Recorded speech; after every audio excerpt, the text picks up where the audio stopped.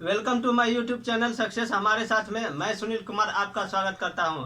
आज का टॉपिक लेके आया हूं सूरत में कांग्रेस के फुट। जो सूरत जो अधिवेशन हुआ था ताप्ती नदी के किनारे 1907 ईस्वी में, उसमें गरम दल और नरम दल के बीच मतभेद हो गया था और दोनों गुट अलग हो गए थे और यही दोनों का फिर लखनऊ अधिवेशन 1916 में एकजुट हो जाता है। तो चलिए देखते हैं सूरत में कांग्रेस की फुट। वर्ष 1907 में यह अधिवेशन ताप्ती नदी के किनारे हुई थी। कब हुई थी? 1907 ईस्वी में ताप्ती नदी के किनारे यह अधिवेशन हुई थी। गरम दल के नेता लाला लाजपत राय को, जबकि नरम दल के नेता रास बिहारी बोस को कांग्रेस का अध्यक्ष बनाना चाहते थे। अब देखिए, ये दोनों में चुनाव हुआ। लाला लाजपत राय गरम दल के थे और रास बिहारी बोस थे, वो नरम दल के थे नेता। इस दोनों को सब अपना अपना चुनना चाहते थे अध्यक्ष। तो उसमें क्या हुआ, दोनों लेकिन नरम दल के नेता इसके विरुद्ध में अंततः आखिरकार सफलता रास बिहारी बोस को ही मिले और क्या हुआ, रास बिहारी बोस अध्यक्ष चुने गए।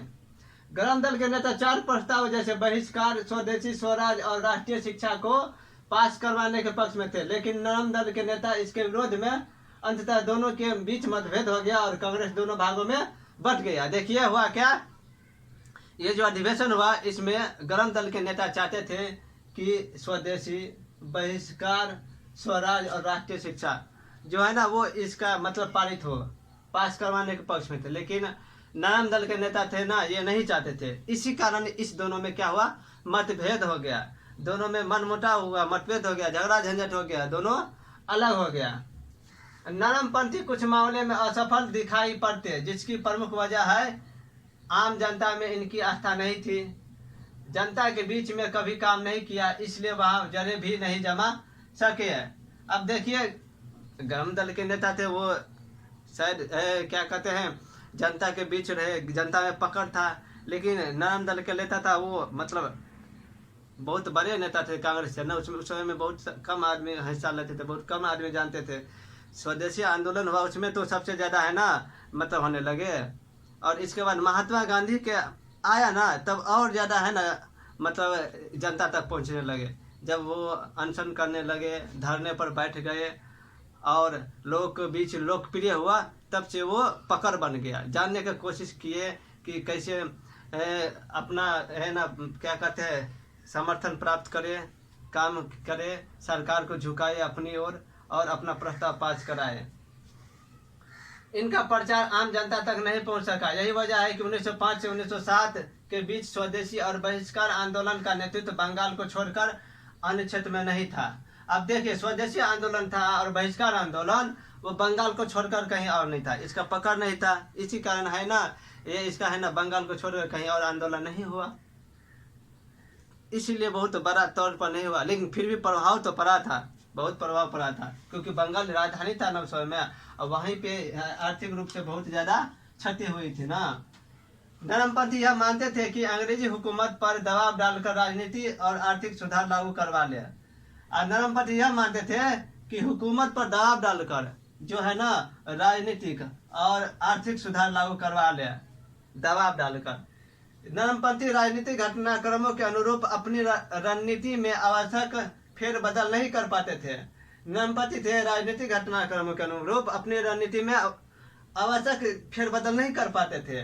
नरमपंथी आंदोलनकारी उस समय की युवा पीढ़ी को अपने साथ न ले सके। अब उसमें जो भी था युवा नहीं था, मतलब हाथ में 5वां उंगली है वो हर तरह का है ना, एक तरह का नहीं ना है। अब उसमें सब बूढ़े लोग थे, कोई जवान नहीं थे जो उसमें जोश पैदा करे। कभी कभी है ना कि उसका भी जरूरत पड़ जाता है।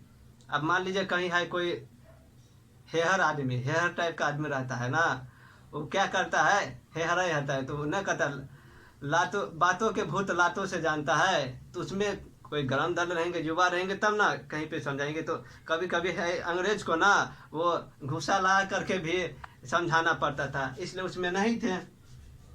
नरमपंथी आंदोलनकारी उस समय की युवा पीढ़ी को अपने साथ न ले सके। स्मरणीय है कि 1827 में लॉर्ड डफरिन ने कांग्रेस को मुट्ठी भर लोगों का नेतृत्व करने वाला बताया। इसी कारण है ना उसको लॉर्ड डफरिन के समय में जो कांग्रेस की स्थापना हुई थी, तो लॉर्ड डफरिन ने कहा कि ये मुट्ठी लोग भर है, मतलब थोड़ा ही आदमी था, थोड़े आदमी आंदोलन करते थे, अधिवेशन में भाग लेते थे।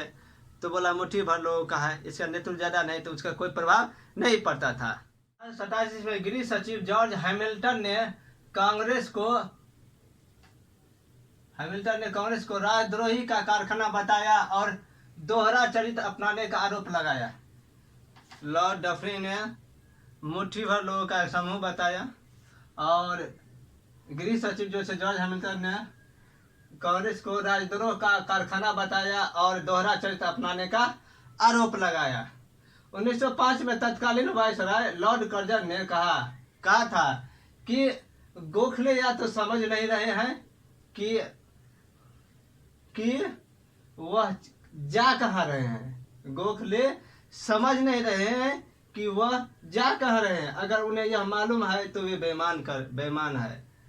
अब उसको समझ में आ रहा है कि जा कहाँ रहे हैं और जानबूझ करके कोई काम करता है तो नहीं कहता रे जान के करे छी बड़ बेईमान छे, बेईमानी करल छी। तो वह में हो जाता है कि बेईमान। वही बोला है कि अगर उन्हें यह मालूम है कि हम जाए तो बेईमान है, मतलब जानबूझ का मतलब बेईमानी करना हुआ ना। आप जानबूझ देख लिया है कि ये काम हमको नहीं करना चाहिए, फिर भी कर रहे हैं अपना स्वार्थ के लिए, तो बेईमानी करना ना हुआ।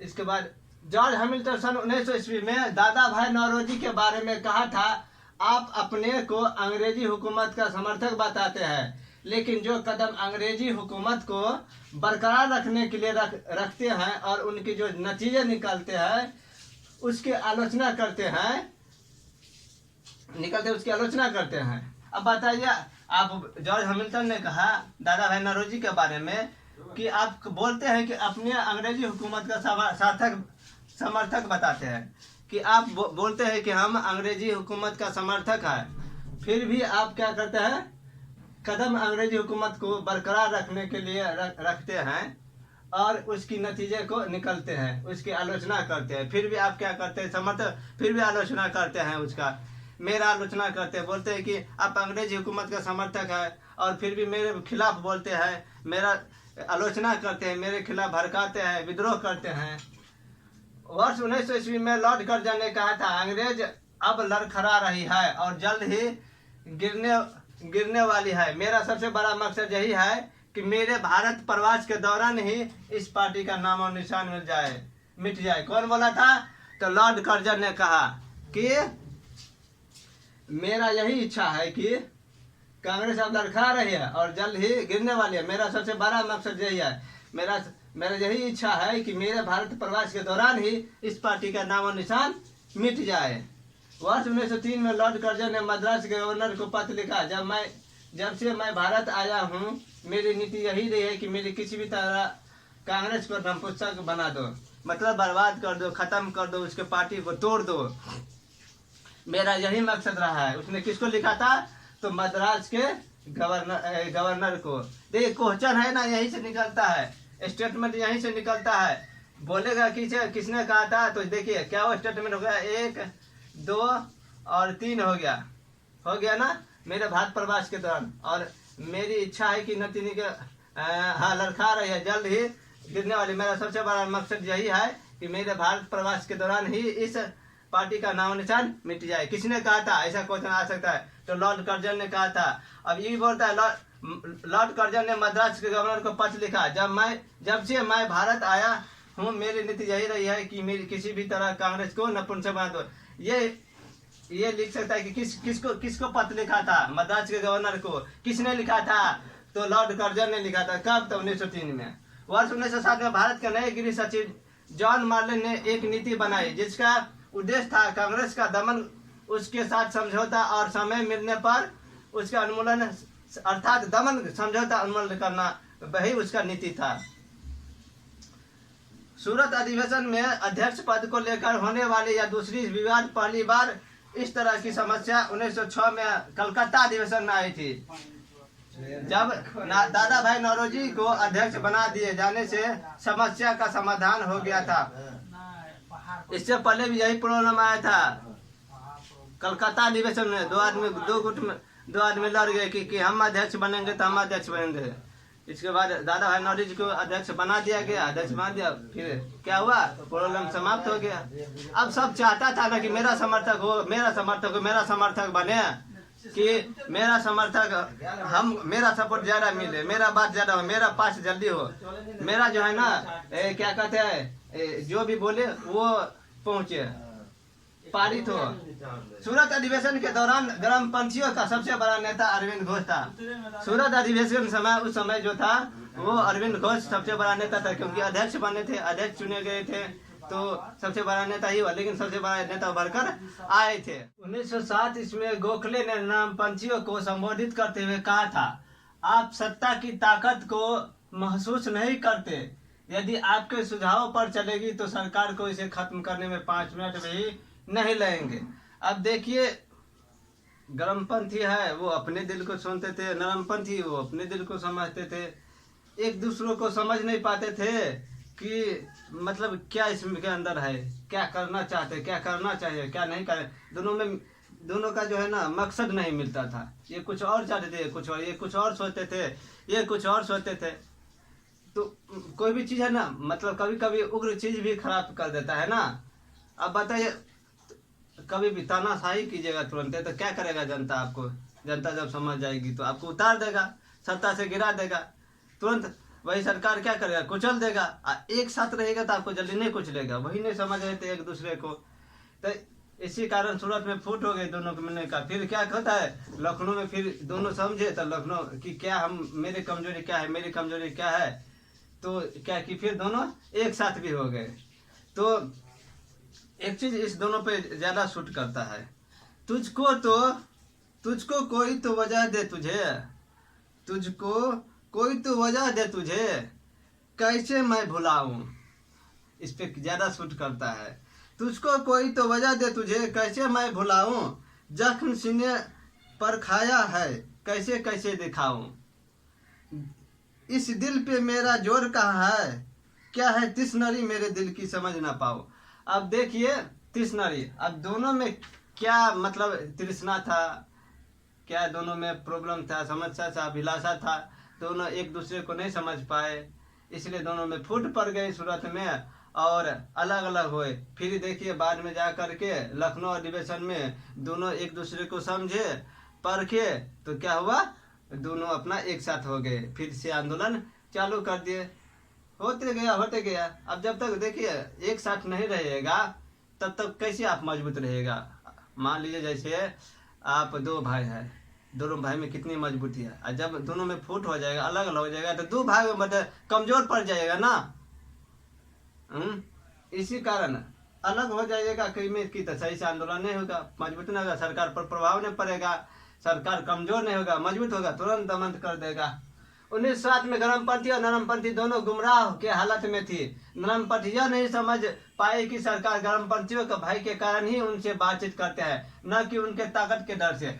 अब देखिए गुमराह नरमपंथी यह नहीं समझ पाए कि सरकार गर्मपंथियों के भाई के कारण ही उनसे बातचीत। अब देखिए नरमपंथी ये नहीं समझता। अब नरमपंथी क्या थे, आंदोलन करते थे, प्रभाव डालते थे, ये सब क्या करते थे, जोर डालते थे। गर्मपंथी तुरंत कोई भी एक्शन ले लेते थे, उस पर ज्यादा प्रभाव पड़ता था, ये सबको था, देर से इसका प्रभाव पड़ता था, तो इसे बातचीत करते थे, तुरंत बातचीत करते थे। नरमपंथी थे तो भय के कारण ही उनसे बातचीत करते थे, न कि उनके ताकत के डर से। इसी तरह गर्मपंथी यह नहीं समझ पाए कि उनके संघर्ष में नरमपंथी उनके लिए कवच का काम कर सकते हैं। अब बताइए, कोई भी प्रॉब्लम करता था गर्मपंथी, तो नरमपंथी ना बातचीत करने के लिए जाता था। गांधी जी जाते, जैसे गांधी इन समझौता हुआ था, तो क्या था, आंदोलन में जो गर्मपंथी लोग तोड़ फोड़ मारपीट किए थे, वही समझौता करने तो नरमपंथी ही जाते थे। तो एक दूसरे को समझना चाहिए ना, मजबूत होकर खड़ा होना चाहिए ना, कभी दोनों में मतभेद ना हो।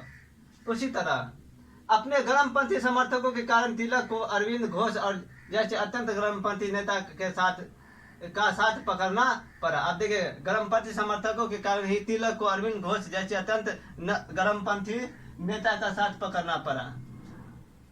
गोपाल कृष्ण गोखले कांग्रेस के विभाजन के खतरे को महसूस कर लिए थे, इसीलिए 1907 में उन्होंने अपने मित्र को एक खत या पत्र लिखा था और कहा था कि कांग्रेस विभाजन का मतलब विनाश होगा।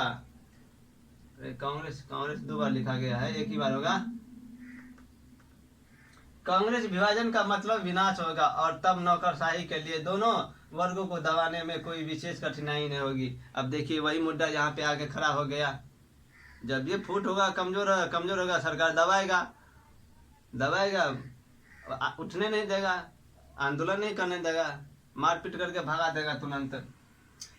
सूरत अधिवेशन के दौरान दोनों गुटों में आपसी टकराव में फिरोज शाह मेहता और सुरेंद्रनाथ बनर्जी को भी जूता खाना पड़ा। अब देखिए दोनों में मतलब मतभेद हुआ तो थोड़ा सा होने जाता। जैसे देखते एक बार संसद भवन में उठा पटक हो गया था, मारपीट हो गया था, कुर्सी तोड़ के वो फेंक दिया गया था, तो मतभेद हुआ था। भाई अच्छा नेता भी उसमें मार खा जाता है ना, छुड़ाने के चक्कर, जैसे जैसे फेंका तो उसको नहीं, उसको छिप लिया तो जा करके लग गया, तो ऐसे उसको भी जूता खाना पड़ा था। लॉर्ड मिंटो तत्कालीन गृह सचिव मार्ले को लिखा कि सूरत में कांग्रेस का पतन हमारी बहुत बड़ी जीत है। कैसे नहीं जीत होगा भाई, कैसे नहीं जीत होगा? आप यहाँ पे जीत रहे, मतलब दोनों में घरे में कलह हो, झगड़ा हो, एकजुटता ना हो, तो भाई बाहरी वाला फायदा उठाएगा ही ना। इसी कारण कांग्रेस विभाजन से दोनों में से किसी भी गुट को फायदा नहीं हुआ। कैसे पहुंचेगा फायदा? एक तरह से कांग्रेस कमजोर हो गए, अब बिखर गया फूल जैसे। कितना अच्छा लगता है, एक साथ रहता है, सबको तोड़ के हटा दीजिएगा तो वही गुलाब बिखर जाता है। तो कैसा लगता है? अच्छा लगता रहता है, टूटा फूटा नहीं अच्छा लगता है। वही दोनों के बीच हुआ। कमजोर कांग्रेस का फायदा उठाकर अंग्रेजों ने तिलक को गिरफ्तार कर मांडले वर्मा जेल भेज दिया गया। अब देखिए कांग्रेस में फूट पड़ गई, कमजोर पड़ गया, उसका फायदा उठाकर अंग्रेजों ने क्या किया? तिलक को 6 वर्ष के लिए कहाँ भेज दिए गए?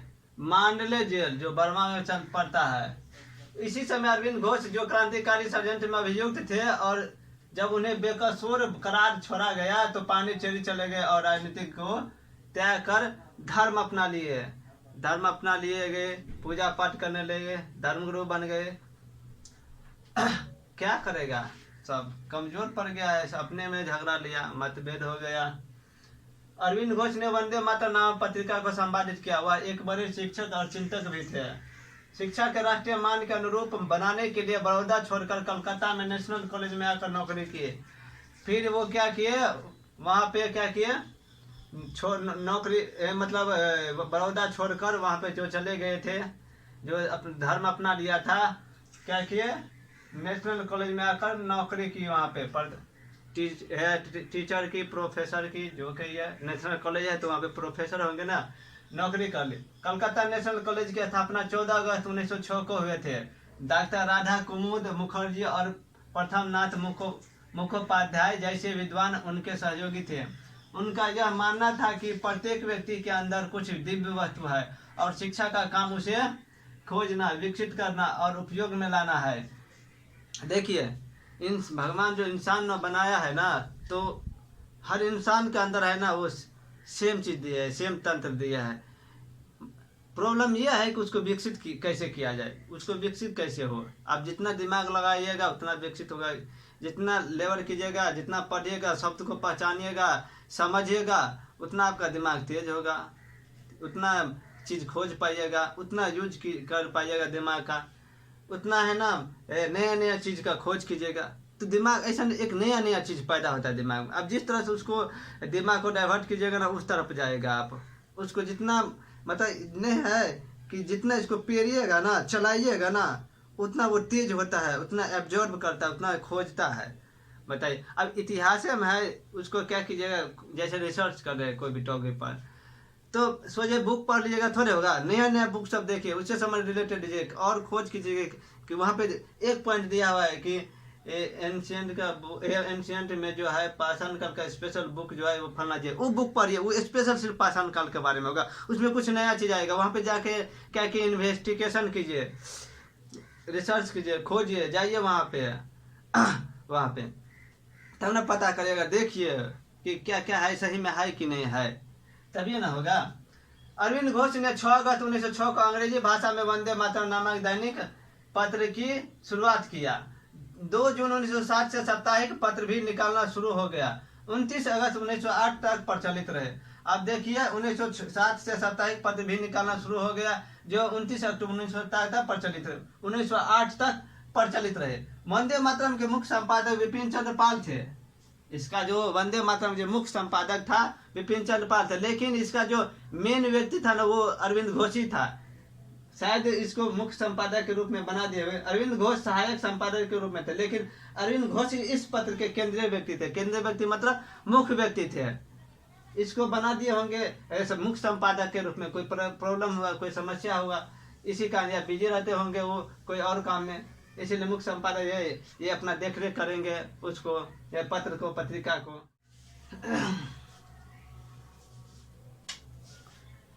वंदे मातरम के एक अंक में कहा, हिंसा से सामना करना, अन्याय की पोल खोलना और उसका विरोध करना, अत्याचार के आगे सर झुकाने से इनकार करना, छल कपट और विश्वासघात को दूर करना, बहिष्कार और स्वदेशी को प्रोत्साहन देना।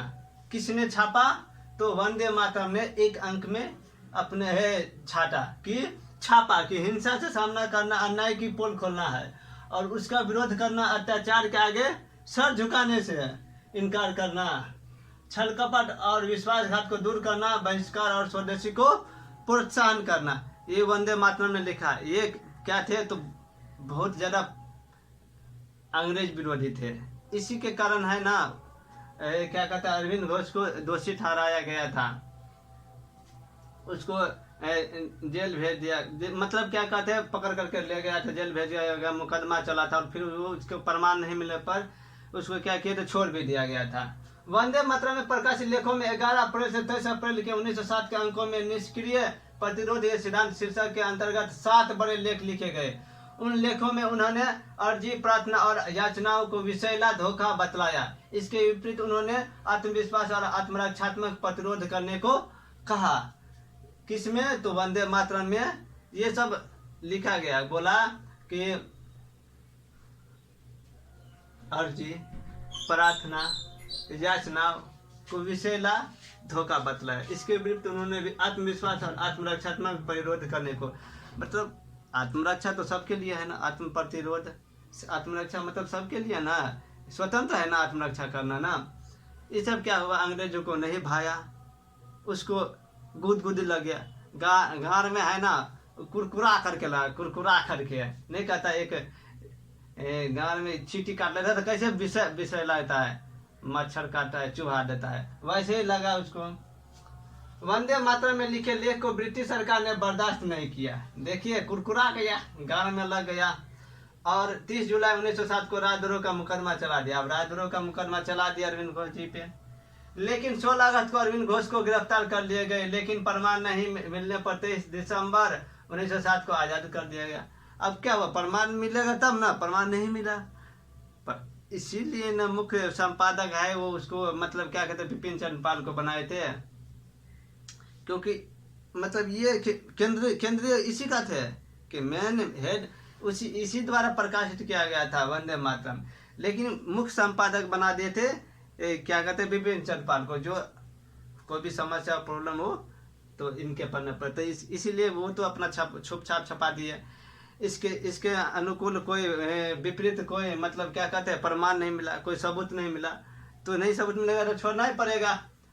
भारत के प्रमुख पत्रों स्टेटमैन और इंग्लिश मैन ने बंगाल विभाजन का विरोध किया। भारत के प्रमुख पत्रों ने इसका विभाजन, लेकिन देखिए लंदन का प्रसिद्ध पत्र डेली न्यूज ने भारत मंत्री से विभाजन को तत्काल रोकने को कहा। अब देखिए इसका प्रभाव हमको लगता है पड़ा है, तब ना जा करके फिर आए क्या कहते हैं, दिल्ली दरबार लगा तो उसमें वापस ले गया, बंगाल विभाजन को रद्द कर दिया गया, क्योंकि फिर कोई किस सिचुएशन, उस समय के सिचुएशन को देख करके बोला होगा ये, इसी कारण इस पे ज्यादा प्रभाव पड़ा और उसको रद्द कर दिया गया। तो जितना भी सूरत में जो विभाजन हुआ था, सूरत विभाजन में जो कांग्रेस को बीच फूट हुआ था, तो उससे संबंधित जितना भी इम्पोर्टेंट पॉइंट था वो सामने रख दिया गया है आप लोगों को। आप लोग इसको अच्छे से पढ़िए और वीडियो अच्छा लगे तो लाइक, कमेंट, शेयर, सब्सक्राइब कर